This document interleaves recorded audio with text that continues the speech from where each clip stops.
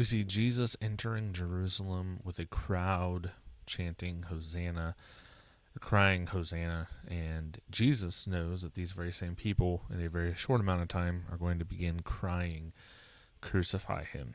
So let's look at that change today. We are in Luke 19 on day 306 for Bible in a Year series. Let's jump right in. If I can get the correct screen up.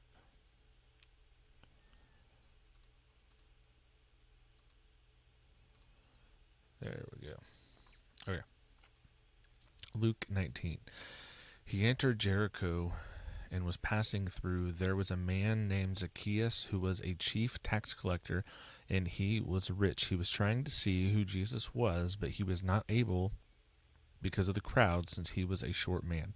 So running ahead, he climbed up a sycamore tree to see Jesus, since he was about to pass that way. When Jesus came to the place, he looked up and said to him, Zacchaeus, hurry and come down, because today it is necessary for me to stay at your house. So he quickly came down and welcomed him joyfully. All who saw it began to complain, he's gone to stay with a sinful man. But Zacchaeus stood there and said to the Lord, look, I'll give half of my possessions to the poor, Lord, and if I have extorted anything from anyone, I'll pay back 4 times as much. Today salvation has come to this house, Jesus told him, because he too is a son of Abraham. For the Son of Man has come to seek and to save the lost. As they were listening to this, he went on to tell a parable, because he was near Jerusalem, and they thought the kingdom of God was going to appear right away. Therefore he said, a nobleman traveled to a far country to receive for himself authority to be king, and then to return. He called 10 of his servants, gave them 10 minas, and told them, engage in business until I come back. But his subjects hated him and sent a delegation after him, saying, we don't want this man to rule over us. At his return, having received the authority to be king, he summoned those servants he had given the money to, so that they could find out how much they had made in business. The first man came forward and said, Master, your mina has earned 10 more minas. Well done, good servant, he told him. Because you have been faithful in a very small matter, I have authority over 10 towns. The second came and said, Master, your mina has made 5 minas. So he said to him, you will be over 5 towns. And another came and said, Master, here is your mina. I have kept it safe in cloth, because I was afraid of you, since you are a harsh man. You collect what you didn't deposit and reap what you didn't sow. He told him, I will condemn you by what you have said, you evil servant.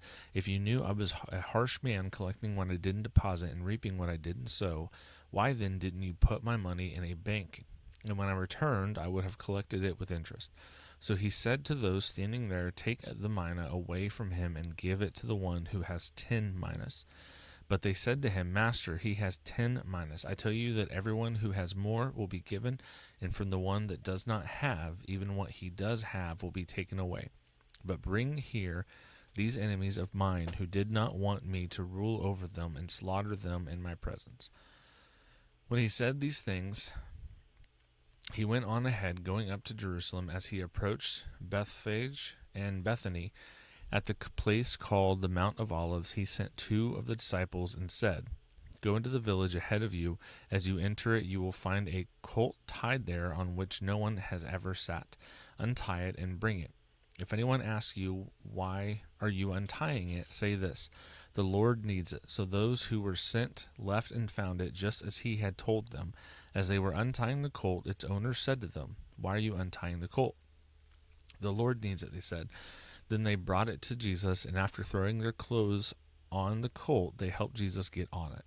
As he was going along, they were spreading their clothes on the road. Now he came near the path down the Mount of Olives, and the whole crowd of the disciples began to praise God joyfully with a loud voice for all the miracles they had seen. Blessed is the King who comes in the name of the Lord. Peace in heaven and glory in the highest heaven. Some of the Pharisees from the crowd told him, Teacher, rebuke your disciples. He answered, I tell you, if they were to keep silent, the stones would cry out. As he approached and saw the city, he wept for it, saying, If you knew this day what would bring peace, but now it is hidden from your eyes, for the days will come on you when your enemies will build a barricade around you, surround you, and hem you in on every side. They will crush you and your children among you to the ground, and they will not leave one stone on another in your midst, because you did not recognize the time when God visited you. He went into the temple and began to throw out those who were selling, and he said, "It is written, my house will be a house of prayer, but you have made it a den of thieves." Every day he was teaching in the temple. The chief priests and scribes and the leaders of the people were looking for a way to kill him, but they could not find a way to do it because all the people were captivated by what they heard. Chapter 20. One day, as he was teaching the people in the temple and proclaiming the good news, the chief priests and scribes with the elders came and said to him, "Tell us, by what authority are you doing these things? Who is it who gave you this authority?" He answered them, "I will also ask you a question. Tell me, was the baptism of John from heaven or from human origin?" They discussed it among themselves. If we say from heaven, he will say, "Why didn't you believe him?" But if we say of human origin, all the people will stone us because they are convinced that John was a prophet. So they answered they did not know its origin. And Jesus said to them, "Neither will I tell you by what authority I do these things." Now he began to tell the people this parable. A man planted a vineyard, leased it to tenant farmers, and went away for a long time. At harvest time he sent a servant to the farmers so that they might give him some fruit from the vineyard. But the farmers beat him and sent him away empty-handed. He sent yet another servant, but they beat that one too, treated him shamefully, and sent him away empty-handed. He sent yet a third, but they wounded this one too and threw him away. Then the owner of the vineyard said, "What should I do? I will send my beloved son. Perhaps they will respect him." But when the tenant farmers saw him, they discussed it among themselves and said, "This is the heir. Let's kill him so that the inheritance will be ours." So they threw him out of the vineyard and killed him. What then will the owner of the vineyard do to them? He will come and kill those farmers, and give the vineyard to others. But when they heard this, they said, "That must never happen." But he looked at them and said, "Then what is the meaning of this scripture? The stone that the builders rejected has become the cornerstone. Everyone who falls on that stone will be broken to pieces, but on whomever it falls, it will shatter him." Then the scribes and the chief priests looked for a way to get their hands on him that very hour, because they knew he had told this parable against them, but they feared the people. They watched closely and sent spies who pretended to be righteous so that they could catch him in what he said, to hand him over to the governor's rule and authority. They questioned him, "Teacher, we know that you speak and teach correctly, and you don't show partiality, but teach truthfully the way of God. Is it lawful for us to pay taxes to Caesar or not?" But detecting their craftiness, he said to them, "Show me a denarius, whose image and inscription does it have?" "Caesar's," they said. "Well then," he told them, "give to Caesar the things that are Caesar's, and to God the things that are God's." They were not able to catch him in what he said in public, and being amazed at his answers, they became silent. Some of the Sadducees, who say there is no resurrection, came up and questioned him. "Teacher, Moses wrote for us that if a man's brother has a wife and dies childless, his brother should take the wife and produce offspring for his brother. Now there were 7 brothers. The first took a wife and died without children. Also the second and the third took her. In the same way, all 7 died and left no children. Finally, the woman died too. In the resurrection, therefore, whose wife will the woman be? For all 7 had married her." Jesus told them, "The children of this age marry and are given in marriage, but those who are counted worthy to take part in that age and in the resurrection from the dead neither marry nor are given in marriage, for they can no longer die, because they are like angels and are children of God.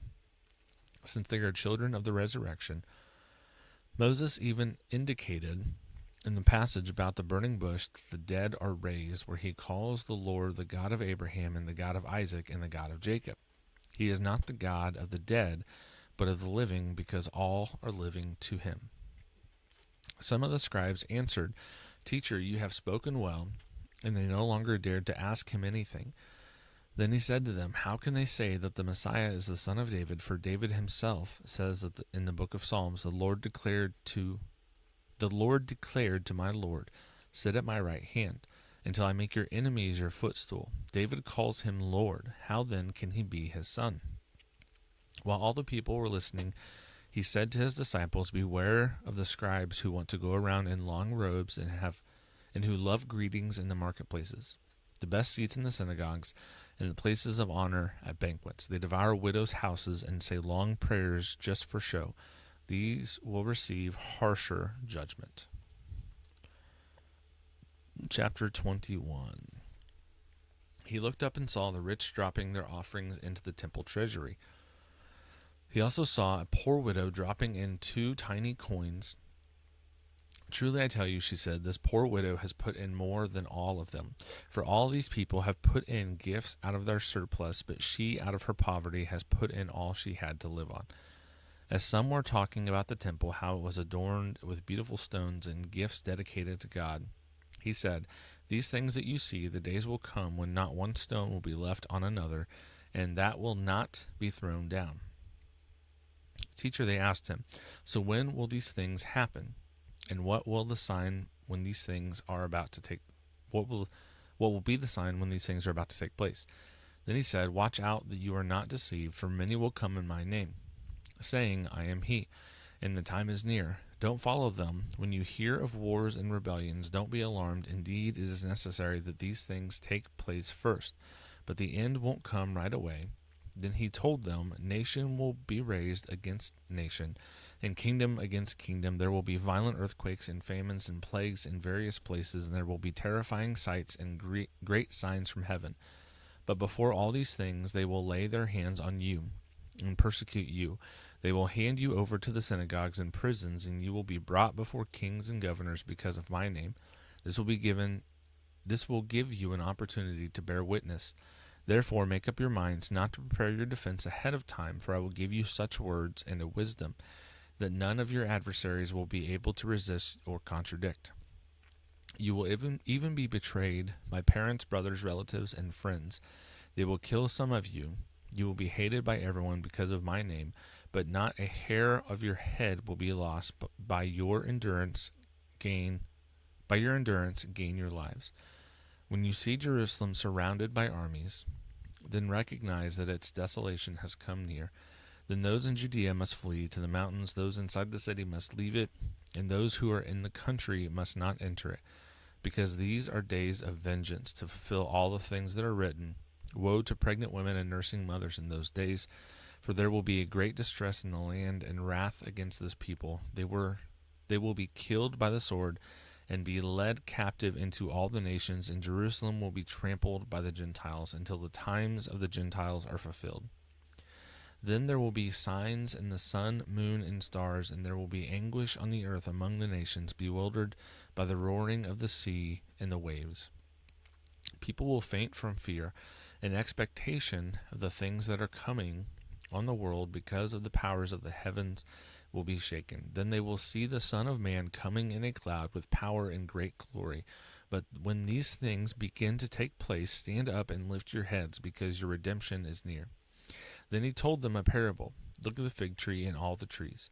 As soon as they put out leaves, you can see for yourselves and recognize that summer is already near. In the same way, when you see these things happening, recognize that the kingdom of God is near. Truly I tell you, this generation will certainly not pass away until all these things take place. Heaven and earth will pass away, but my words will never pass away. Be on your guard so that your minds are not dulled from carousing, drunkenness, and worries of life, or that day will come on you unexpectedly, like a trap, for it will come on all who live on the face of the whole earth. But be alert at all times, praying that you may have strength to escape all these things that are going to take place and to stand before the Son of Man. During the day he was teaching in the temple, but in the evening he would go out and spend the night on what is called the Mount of Olives. Then all the people would come early in the morning to hear him in the temple. And that is it for the reading. We will be finishing Luke tomorrow. Yeah, tomorrow. So we'll be finishing up Luke tomorrow. But for today, we have questions still. Question 1.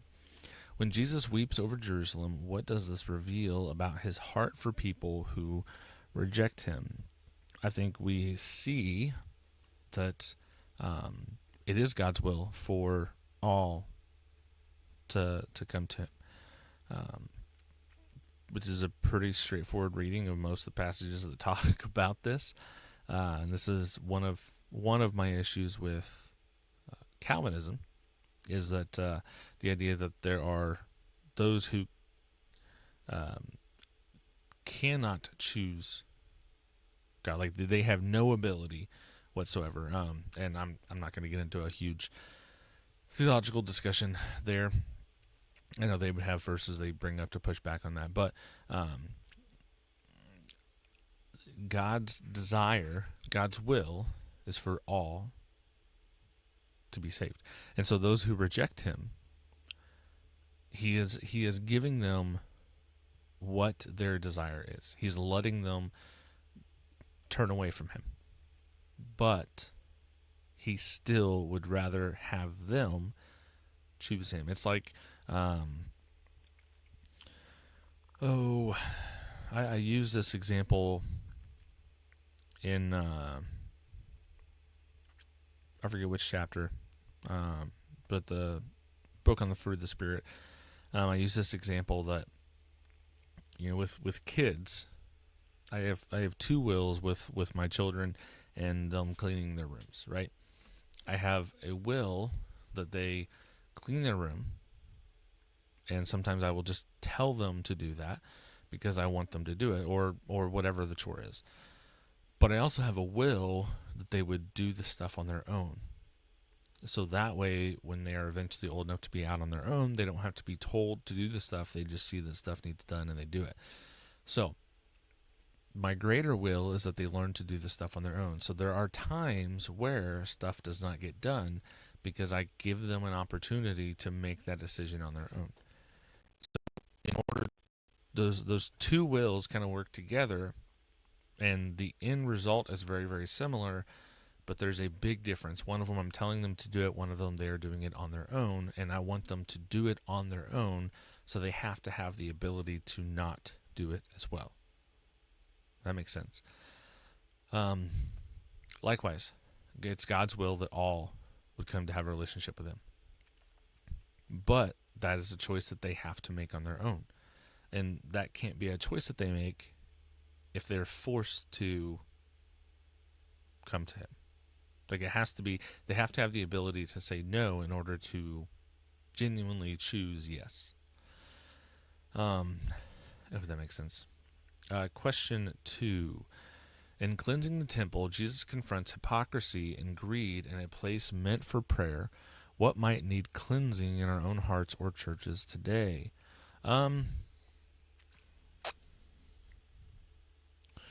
This could be several different things. I think there are a lot of things that are overlooked in churches today because it's a lot easier to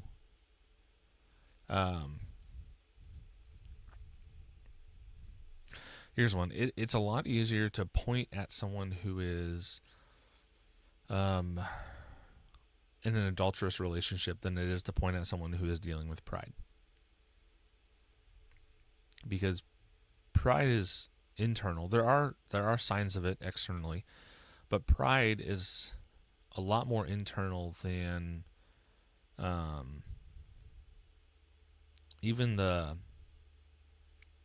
fruit of pride can have an appearance of good, but pride is something it's difficult to deal with because it can be disguised, and it really strikes against pride to even deal with pride, right? Whereas other sins and other things that people deal with, you can bring up and they can see very clearly, yes, this is wrong. Whereas pride is a very much self-deceiving thing, a lot more so, I think, than a lot of other sins and things of that nature. So I would say that's definitely one that I think the church overall as a whole does not do a good job of confronting. A lot of ministries are really built on the individual, what based around one individual person and them and how they are doing things and how they're going to grow this ministry and how they're going to go and do these things in this place or whatever. And so there's a lot of it it sets it up to very, very easily stroke people's egos. And so it's something that I think the church really, really needs to deal with. That I think overall the church does a very poor job of dealing with it. I think with how the churches are set up today, it actually makes it very, very easy for these people to get into positions of leadership and to hold on to those positions of leadership. Question 3. Jesus warns his followers to stay awake and alert for his return. How can we live each day with that kind of eternal readiness? So this kind of depends on what you believe as far as end times, like how you would exactly answer this. I'll give it as general or as broad an answer as I feel I can. I think regardless of what you believe, the best way to live in a way that shows eternal readiness is to do what Jesus told us to do. What did Jesus tell us to do? Go into all the world and make disciples. So, doesn't mean you have to go to third world countries or anything like that. Some people, yes, but there's a lot of people that won't, and that's okay. It's actually good, because if everyone goes to a small third world country, there's going to be nobody left in America to try to do this for, right? So start with your own neighborhood, your own backyard, your own community, and find people who need to know Jesus, who need to come to Christ. Some areas it's easier to do than others. Some areas you may have where it's hard because most people feel that they've already have a relationship when it's not. So it can be more difficult in some areas than it is for others. In every area, I think, will have its different challenges and things of that nature. But ultimately, I think the best way to do this is not to like a premillennial view, right? One thing that I think gets focused on a lot is we're going to look for the signs of the rapture. We're going to try to predict when the rapture is going to happen. And I don't think those things are necessarily wrong on their own. I think that you can be... I have favorite books of the Bible. I have books of the Bible that I enjoy going through and reading more and studying more than I do others. And there are some people that really like the book of Revelation. That's fine. Like, there's nothing wrong with that. We're given that book for a reason. And I don't even think that it's necessarily wrong to try to look at dates and things like that. And I say this with a lot of hesitancy because I feel like it's very, very easy, very, very easy to step over the line to where it becomes an issue. I think one clear sign is if you're declaring online, hey, God's coming back this day. You know, I joke frequently when there's rapture predictions that I've missed my, I don't know what I said last time, my 78th rapture or something like that. And, yeah, it's a joke, but it's also like that's probably not too far off as far if you go to like total predictions I've heard or that have happened in my life. There's probably been close to that, if not more. And so that does harm to the body because that makes Christianity look completely foolish. So that's not a good thing. But even with that, even if you don't go publicly with predictions and things like that, I think you should ask yourself, is this taking away from your time spent trying to evangelize, trying to talk to people, to meet needs, to things like that? And I think if you can genuinely, honestly look at that and say, no, this isn't, then I think you're fine. But if you were genuinely looking and you feel like, yes, this is taking away from my time to evangelize to people, or I'm spending time on this when I should be studying, or things. One thing I'm doing, I have actually got a New World Translation. Right. This was a fun story. So I want to be able to have deep conversation with Jehovah's Witness. It's something I've felt passionate about, and I've felt pulling towards that a lot more recently. And so I've wanted to get a New World Translation and some other resources that are specifically Jehovah's Witness, because one thing you need to be able to do is point them to the true Jesus in their material, because they're very skeptical of anything that is not Watchtower material. Now, funny story with this. This actually was my great aunt's, I believe. I forget exactly how she's related to me, but like great aunt or great grandmother or something like that.